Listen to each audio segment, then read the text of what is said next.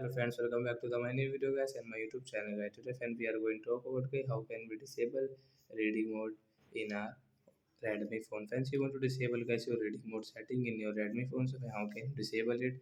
Today I will show you in this video guys.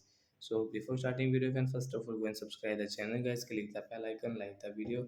So friends, now let's see how can we disable. Guys, we will on our phone setting guys. After on phone setting scroll friends, you can see this type of setting. So how can we disable reading mode?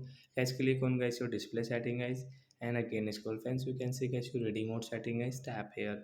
Friends, you want to disable your reading mode, so friends you can disable this right side. After disable guys, you cannot use your reading mode setting, and friends you can see screen color will normal guys. So like that guys, we can disable our reading mode setting. So that's it guys, thanks for watching the video. Bye guys, we will meet on next video.